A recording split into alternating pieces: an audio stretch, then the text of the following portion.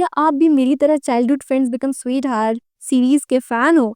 अगर हाँ, तो फिर दिल थाम के बैठ जाओ क्योंकि आज की ये सीरीज इसी पे बेस्ड है। लास्ट समर कैसी है और क्या स्टोरी है इसकी जानेंगे सब आगे वीडियो में, लेकिन शुरुआत करने से पहले हेलो वेलकम, मैं हूं डॉली, मैं आपका स्वागत करती हूँ मेरे चैनल बिंदास बंदी बोल पे। और अगर आप न्यू है मेरे चैनल पे तो वीडियो को लाइक करके सब्सक्राइब करना बिल्कुल ना भूलें। ये स्टोरी है 3 फ्रेंड्स की जिनकी मुलाकात बचपन में होती है इनके पेरेंट्स के थ्रू। एक छोटी लड़की है जो अपने फादर के साथ एक नए घर में शिफ्ट होती है जहाँ पे ऑलरेडी एक फैमिली रह रही होती है और उनके 2 लड़के होते हैं। स्टार्टिंग में इन तीनों की बहुत लड़ाई होती है और बिल्कुल नहीं बनती है, बट धीरे धीरे इनकी बॉन्डिंग बहुत ज्यादा स्ट्रांग होती चली जाती है।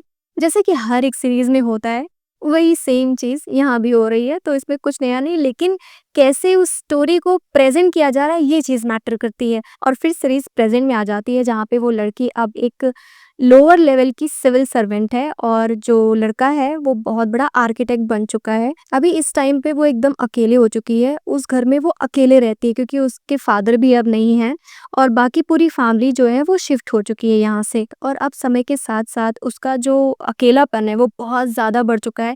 उसने डिसाइड कर लिया कि वो इस घर को बेच के रहेगी। वो काफ़ी टाइम से कोशिश कर रही है कि ये घर वो बेच सके, लेकिन वो ये भी नहीं चाहती कि कोई किसी अरे गहरे को ये घर बेच दे। वो किसी जेन्युइन फैमिली को ये घर बेचना चाहती। वो नहीं चाहती कि कोई भी नया इंसान आए और इसमें रेनोवेशंस कराए या रिकंस्ट्रक्शन कराए। वो बस इतना चाहती कि कोई भी आए बस जेन्युइन हो और अपनी फैमिली के साथ खुशी-खुशी रहे, दैट्स ऑल, बस इतना ही चाहती है। लेकिन ऐसे लोग ढूँढना बहुत मुश्किल है क्योंकि हर इंसान जो कोई भी आएगा थोड़ा बहुत तो रिकंस्ट्रक्शन कराएगा ही कराएगा। पर वो नहीं चाहती है, इसीलिए उसे ऐसे लोग ढूँढने में काफ़ी टाइम लग रहा है। और ऐसे करते-करते समर आ चुका है। पूरे साल में अगर किसी सीज़न से उसे सबसे ज़्यादा नफ़रत है तो वो ये समर है। वो आखिर क्यों इतना इरिटेटेड रहती है पूरे समर में, क्यों इतना फ्रस्ट्रेटेड रहती है, उसे क्यों इतना गुस्सा आता है। वो नहीं चाहती है इस समर को कि समर साल में आए। कि आखिर ऐसा क्या है? इसका रीज़न जो है वो धीरे-धीरे बताया गया है इस स्टोरी में। स्टोरी अब आगे ऐसे बढ़ती है कि हमारा जो मेन कैरेक्टर है दोहा, वो वापस आ चुका है कोरिया। और वो इस बार पूरे 3 साल के बाद आया है क्योंकि हायोंग ने उससे प्रॉमिस करवाया था और इन दोनों के बीच में बहुत कुछ बड़ा हुआ है, जिसकी वजह से उसने उसे मना कर दिया था कि अब तुम यहाँ वापस कभी नहीं आओगे और अपनी शक्ल तुम मुझे बिल्कुल नहीं दिखाओगे। अब दोहा से रहा नहीं जा रहा है और वो एक काम के सिलसिले में बोल सकते हैं, लेकिन वो काम के सिलसिले में नहीं, उसका फर्स्ट प्रायोरिटी यही है कि किसी भी तरीके से हायोंग को नॉर्मल करना है और फिर से सारी बातों को ठीक करना है। उसका मेन पर्पस तो यही है, लेकिन दिखाते ऐसे हैं कि वो किसी काम से वापस कोरिया आ चुका है और इन दोनों की मुलाकात फिर से होती है जहाँ हायोंग को बिल्कुल अच्छा नहीं लग रहा है। उसके साथ रहना, उसे देखना बहुत ज़्यादा उसे इरिटेटिंग लग रहा है, तो वो हर दिन कोशिश करती है दूर रहने की। जब वो घर पे होता है तो वो कहीं और जाके अपनी फ्रेंड के पास रुक जाती है। ऐसे-ऐसे करके मतलब काफ़ी सारे सीन्स आते हैं जहाँ पे इसे साफ-साफ बताया गया है कि वो उसे अब इस घर में और उसके साथ रहने में कोई इंटरेस्ट नहीं है। लेकिन फिर भी दोहा कोशिश किए जा रहा है, किए जा रहा है, किए जा रहा है। देखो अब वो अपनी कोशिश में कामयाब होता है या नहीं, इन दोनों में किसकी चलेगी ये तो सीरीज़ में आगे पता चलेगा।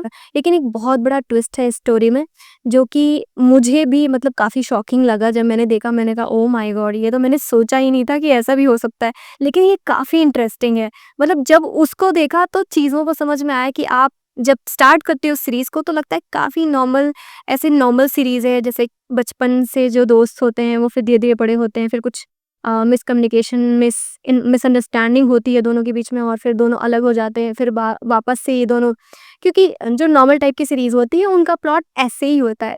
लेकिन इस नॉर्मल प्लॉट में कुछ एक्स्ट्रा ऑर्डिनरी चीज़ें डाली गई हैं। अब वो क्या है और मतलब कैसे बताऊँ? इतना ज़्यादा इंटरेस्टिंग है। मैंने तो बिल्कुल एक्सपेक्ट नहीं किया था कि कुछ इतना बड़ा भी हो सकता है। सीरियसली दोहा की एक्टिंग तो इतनी गज़ब की लगी, मतलब अनएक्सपेक्टेड है कि उसने इतना अच्छा परफ़ॉर्म किया है। सीरीज़ को देखते हुए बिल्कुल फ़ील ही नहीं होता है कि आप कोई सीरीज़ देख रहे हो। ऐसा लगता है कि हाँ, रियल लाइफ़ की कोई स्टोरी चल रही है। और दूसरी सबसे इम्पोर्टेंट बात कि इन दोनों की केमिस्ट्री इतनी अच्छी लग रही है स्क्रीन पे, मैं बता नहीं सकती। ट्विस्ट क्या है जिसकी वजह से ये दोनों एकदम अलग हो गए हैं और इन दोनों को एक-दूसरे से इतनी ज़्यादा नफ़रत हो गई है, वो मैं नहीं बताऊँगी।